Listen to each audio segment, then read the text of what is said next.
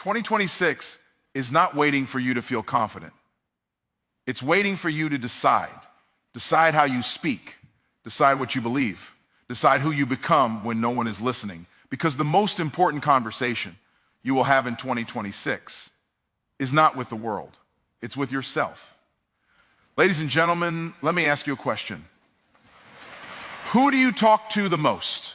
Not your boss, not your family, not your friends. You talk to you, and the most dangerous conversations in the world are the ones that happen silently, because no one corrects them, no one challenges them, no one interrupts them. And yet, those conversations are shaping your income, your confidence, your courage, and your future. Here's the truth. Your life is moving in the direction of the words you say to yourself. Now hear me clearly. 2026 is not waiting for you to feel ready. It's not waiting for permission. It's not waiting for confidence. 2026 responds to certainty. And certainty is not something you wait for. It's something you declare. That's why I'm here to tell you this. If you will talk to yourself differently for just 3 days, not 3 years, not 3 months, 3 days, you can disrupt patterns that have been holding you hostage for decades. Because repetition creates belief, and belief creates behavior, and behavior creates results. For the next 3 days, this is how you talk to yourself. You wake up and you say, I don't chase opportunities, I attract them. You look in the mirror and say, I am disciplined, focused, and dangerous to mediocrity. When doubt shows up, and it will, you don't negotiate with it. You say, I've already decided who I am. When fear whispers, what if you fail? You respond, what if I win? You stop saying, I'm trying, and you start saying, I'm executing. You stop saying, it's hard, and you start saying, I was built for this. Because listen to me, your brain believes the most dominant voice, and for too long, that voice has been fear, history, trauma, or other people's opinions, but in 2026, the voice becomes you. Not emotional you, not tired you, not distracted you, decisive you, the version of you that understands this simple principle. You don't rise to the level of your goals. You fall to the level of your self-talk. So for 3 days, you speak with authority. You speak with expectation. You speak with alignment. Even if you don't feel it, especially if you don't feel it. Because feelings follow language, not the other way around. And when those 3 days are over, your posture will change. Your decisions will change. Your standards will change. And when your standards change, your life has no choice but to follow. So decide today, not tomorrow, not next week. Decide that in 2026, you will no longer sabotage yourself with your own mouth. Talk to yourself like a leader. Talk to yourself like a winner. Talk to yourself like the future is listening. Because it is. Your inner dialogue is the CEO of your life. It sets the vision before you ever take action, approves or rejects opportunities before they ever reach your hands, and decides what is possible long before reality has a chance to respond.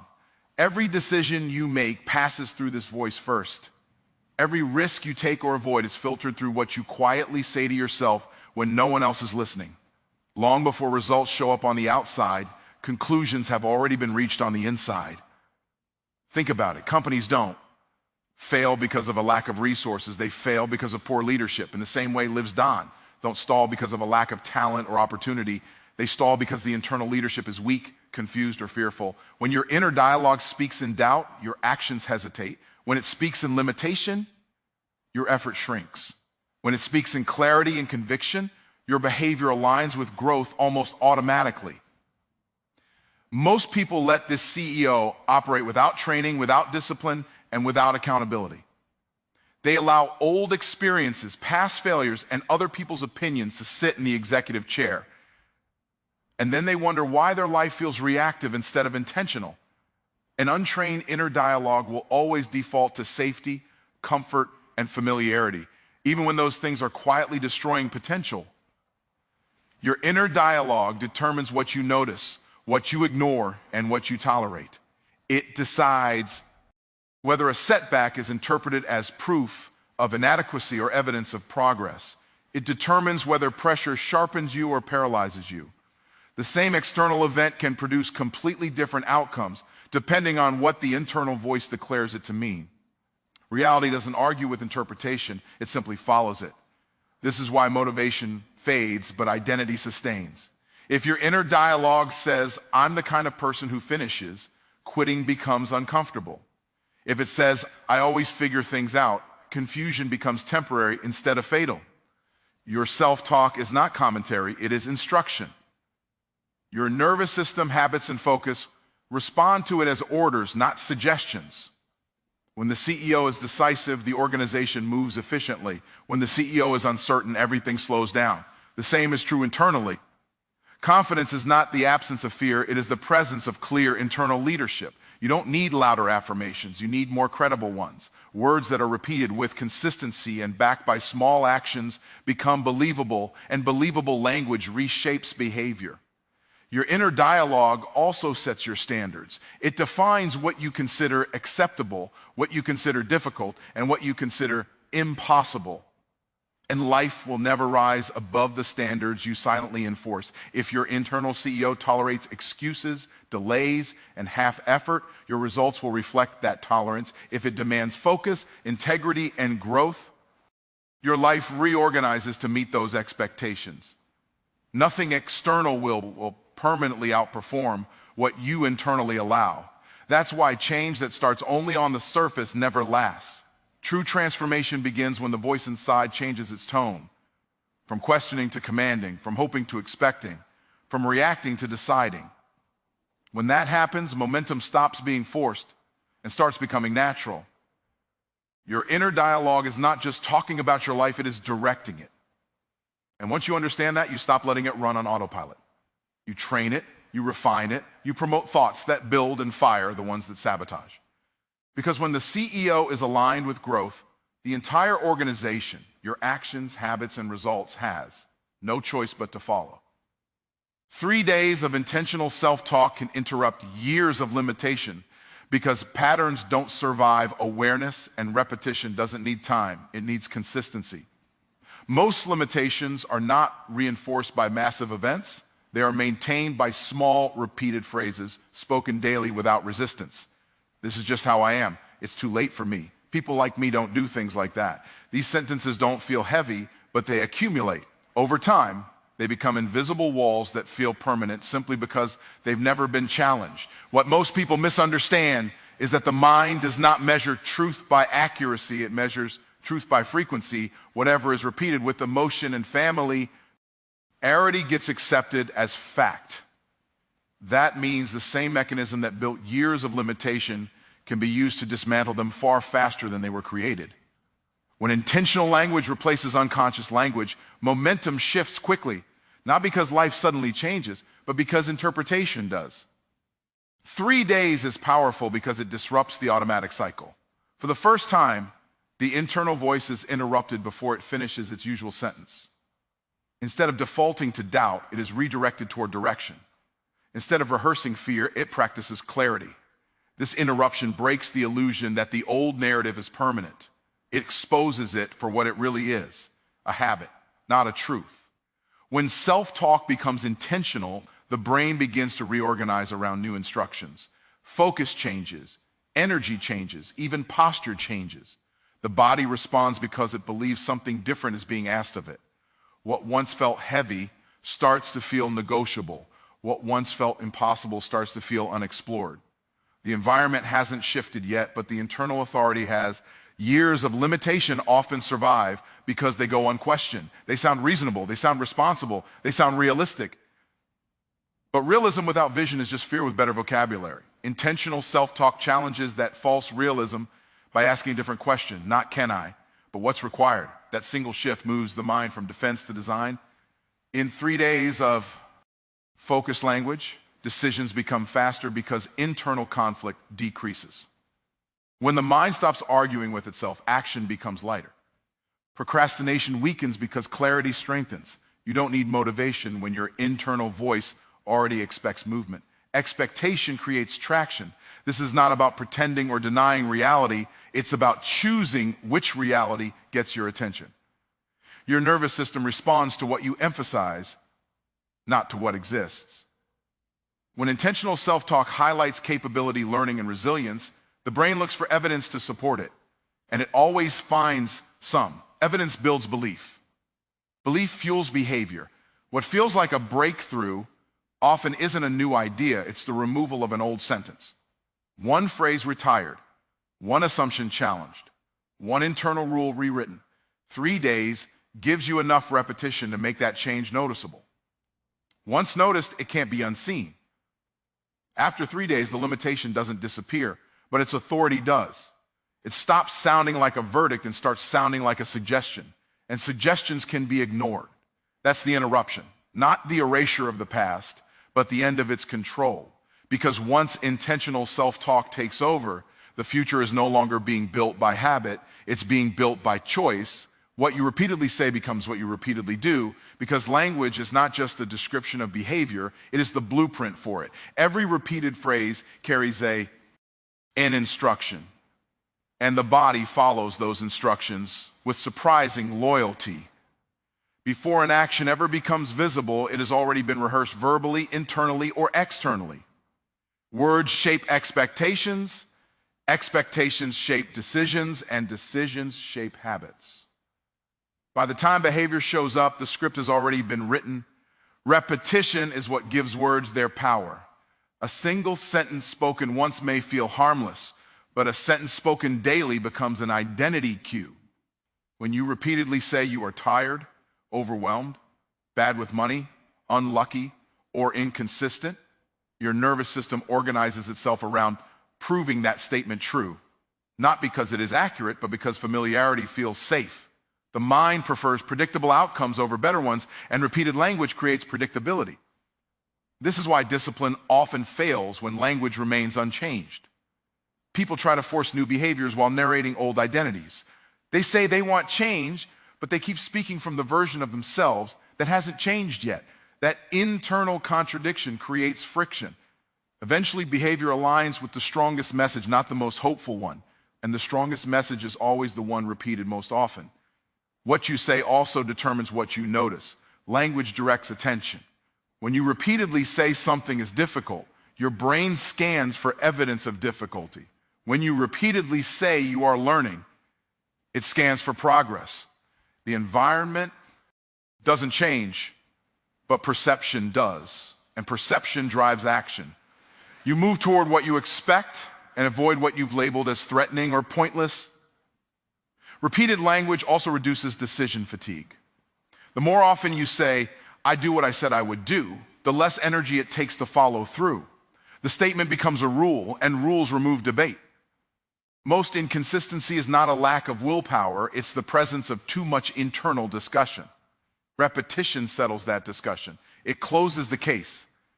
This is why athletes, leaders, and high performers are intentional with their words. They don't leave their internal dialogue to chance. They understand that the mouth and the mind are training tools. Every phrase is either reinforcing hesitation or reinforcing movement. There is no neutral language. Only language that moves you forward or holds you in place. Over time, repeated words become automatic behaviors because the brain seeks alignment. It wants actions to match identity. If the identity being spoken is small, behavior shrinks. If the identity being spoken is capable and committed, behavior stretches to match it. The body would rather change effort than challenge identity. The danger is not saying something negative once, it's saying something limiting so often that it stops sounding like a choice. It starts sounding like fact. At that point, behavior obeys without resistance. That's how patterns form and why they feel difficult to break. Not because they are strong, but because they are familiar. When you consciously choose your repeated language, you regain authorship over your actions. You stop reacting and start directing. You don't wait for behavior to change your words, you change your words to change your behavior. Over time, what once required effort becomes natural, and what once felt forced becomes automatic. What you repeatedly say becomes what you repeatedly do, because repetition trains identity, and identity trains behavior. Change the words and the actions will eventually have no choice but to follow. You don't rise to your goals, you fall to your self-image, because goals are aspirational, but self-image is gravitational. Goals pull you forward, but self-image determines how far you're allowed to go before you unconsciously pull yourself back. No matter how ambitious the vision, behavior will always return to the level of identity that feels familiar and safe. That's why people often achieve a breakthrough only to sabotage it later, not because they don't want success, but because success has exceeded the boundaries of who they believe they are. Self-image is the internal story you hold about what kind of person you are, what you deserve, and what is realistic for someone like you. It is shaped by past experiences, repeated language, and emotional memories. Once formed, it acts like an invisible thermostat. When results rise above it, discomfort kicks in. When results fall below it, motivation appears. The system always trying to return to its set point. This is why effort alone doesn't produce lasting change. You can work harder, hustle longer, and push more aggressively. But if the self-image remains unchanged, the results will eventually regress. The mind will find ways to restore familiarity through procrastination, distraction, overthinking, or self-criticism. Not consciously, but automatically. Identity always wins the long game. People often confuse confidence with competence, but confidence is really permission. It's the internal allowance to operate at a higher level without self-interference. When self-image says, I'm not that kind of person, opportunities feel heavy. When it says, this is who I am now, behavior feels lighter. The same task requires less emotional energy because it no longer violates identity. Your self-image also defines your standards. It determines what you tolerate, what you pursue, and what you walk away from. If your self-image is small, you will negotiate with mediocrity. If it is expanded, you will feel discomfort staying in situations that no longer match it. This is why change often feels lonely at first. The internal upgrade happens before the external environment catches up. Goals are external targets, but self-image is an internal agreement. You can set a goal in seconds, but self-image changes only through repetition and evidence. Every time you act in alignment with a higher identity, you collect proof. That proof slowly reshapes what feels normal. And once a higher level becomes normal, falling back becomes uncomfortable. This is also why visualization without identity work feels empty. Seeing a future version of yourself is inspiring, but if the present version doesn't believe it's allowed to exist at that level, motivation collapses under pressure. The gap between vision and identity creates tension. The only way to close it is not by shrinking the vision, but by elevating the self-image. Self-image is reinforced by language, environment, and behavior. The words you use to describe yourself, the standards you accept from others, and the commitments you keep all feed it. Over time, these inputs either expand or restrict what you believe is possible. And what you believe is possible quietly determines what you attempt. When self-image changes, goals stop feeling like a stretch and start feeling like alignment. Action becomes less forced because it's no longer trying to become something new. It's expressing something true. At that point, success doesn't feel like climbing, it feels like returning home. You don't rise to your goals, you fall to your self-image because gravity always beats aspiration. Change the identity, and the results will follow naturally.